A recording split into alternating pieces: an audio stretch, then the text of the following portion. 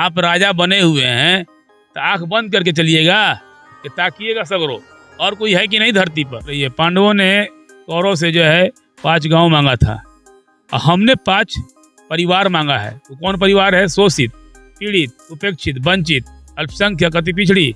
इनका कहीं कोई जो है ना अधिकार ही नहीं इस वोटर लिस्ट में। जब वो निर्विरोध होते तो मतदाता मतदान तक नहीं पहुंचता, मतदाता का कोई खुशामद नहीं करता, मतदाता के पास कोई पहुंचता नहीं पूछने के लिए कि आप हमको मतदान कीजिए। जनता मतदान से वंचित हो रही थी, इसके आलोक में मैंने नॉमिनेशन करना उचित समझा। आप देख रहे हैं अपना रोहतास और नौहट्टा प्रखंड में पैक्स चुनाव की सरगर्मी तेजी से हो चली है और ऐसे में जो पैक्स उम्मीदवार हैं, अध्यक्ष पद के उम्मीदवार हैं, वो बड़ी जोर शोर से लगे हुए हैं। मैं अभी मौजूद हूं जहां पे आई लव रोहतास, और इस रोहतास आई लव रोहतास के पास ही एक मेरी मुलाकात रोहतास नगर पंचायत में पैक्स अध्यक्ष पद उम्मीदवार संतोष कुमार भोला जी से हो गई है। चलिए हम उनसे बात करते हैं कि आखिर पैक्स की चुनाव जो होने वाली है उसमें वो उम्मीदवारिता अपनी कैसे सिद्ध करेंगे और कैसे इनके प्रति जनता अपना मतदान कर पाएगी। तमाम तरह की चीज़ों पे मैं बात करता हूं संतोष कुमार भोला जी से। संतोष जी, स्वागत है हमारे चैनल पे।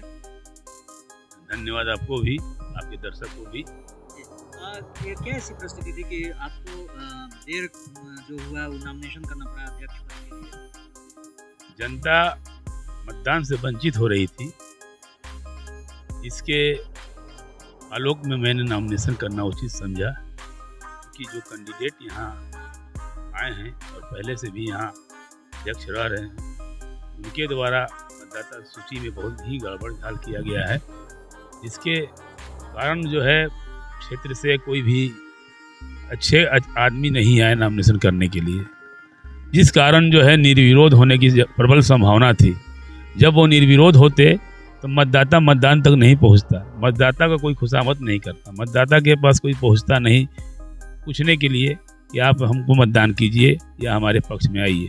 इसी को देखते हुए हमने जो है ना अधिकार देने के लिए ये वंचित किया जा रहा था, समझ गए, इसलिए हमने नॉमिनेशन करना उचित समझा। अच्छा, नॉमिनेशन तो कर दिया, अब लोगों का कैसा प्यार दुलार या आशीर्वाद मिल रहा है? किस तरह के लोगों की बात आ रही है? क्योंकि जैसे ही आपको छाप मिला, जैसे ही आपको चुनाव चिन्ह मिला, तो उसके बाद एक तरह से गतिविधि शुरू हो गई है, लोगों में प्रचार प्रसार बढ़ गई है। क्या करना चाहिए इस बारे में? देखिए, जनता जो है सब जानती है और लोगों में जो है बहुत ही प्यार मिल रहा है, बहुत हमारे ऊपर विश्वास है।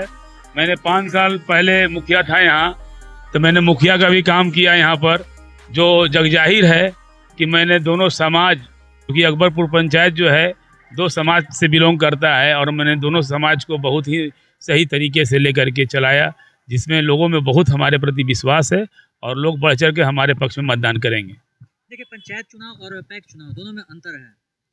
यही दुर्भाग्य है ना, यही दुर्भाग्य है कि जो मुझे आना पड़ा, लोगों का अधिकार दिलाना पड़ा। कहीं ना कहीं किसान जो हैं वो आपसे कितने प्रभावित हैं, और किसान कहीं ना कहीं एक चीज़ का ये भी कह रहे हैं कि नहीं, हमको पूर्व पैक्स अध्यक्ष ही चाहिए।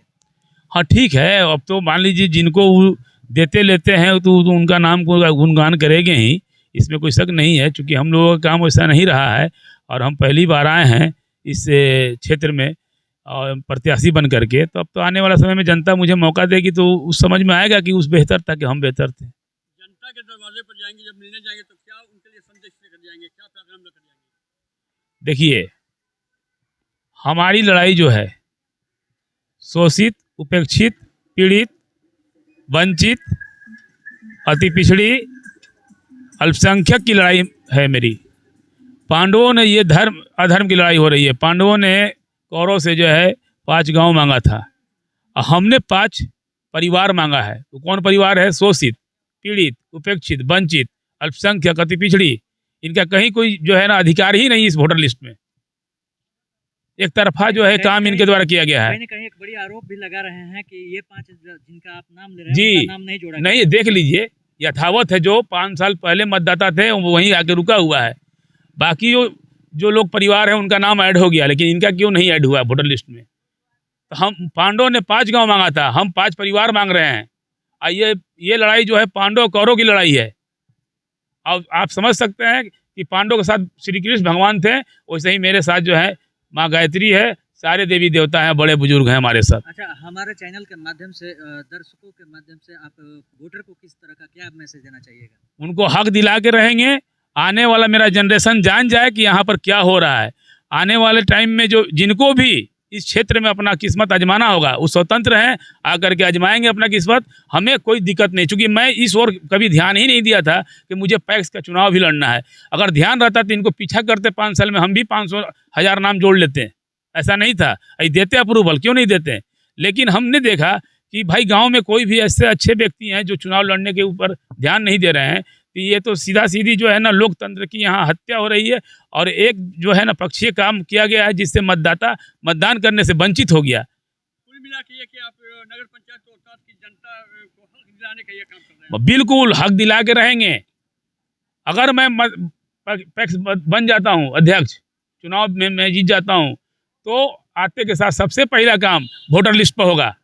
और जितने वंचित, शोषित, पिछड़ी, तो ये ना अति पिछड़ा, अल्पसंख्यक मतदाता जो वंचित रह गए हैं मतदान करने से, जिनका मतलब यहाँ क्या है कि जिनका खेत है उनका नाम ही नहीं है, बटाईदार का है लेकिन खेत मालिक का नाम नहीं है। ये तो समिति है और ऐसे में जो उनका बायलॉज है उसमें ऐसा कुछ नहीं है कि जिनके पास जमीन हो वही समिति के सदस्य होगा। तो फिर ये किसान होना या ना होना अलग ठीक है, तो मान ली बायलॉज क्या कहता है आपको, आप राजा बने हुए हैं तो आंख बंद करके चलिएगा कि ताकिएगा सगरो, और कोई है कि नहीं धरती पर, कि खाली आप ही हैं एगो, या आप ही का केवल परिवार है। लास्ट सवाल कि वोटर से क्या अपील करना चाहिएगा इस चुनाव को लेकर? वोटर से मेरा यही अपील है कि जितने पीड़ित परिवार हैं, जिनको उपेक्षित रखा गया है इस मतदाता सूची से, वैसे लोग एकजुट होकर मतदान करें और उनको जो है जवाब दे मतदान से, यही मेरा कहना है। चलिए, बहुत बहुत धन्यवाद।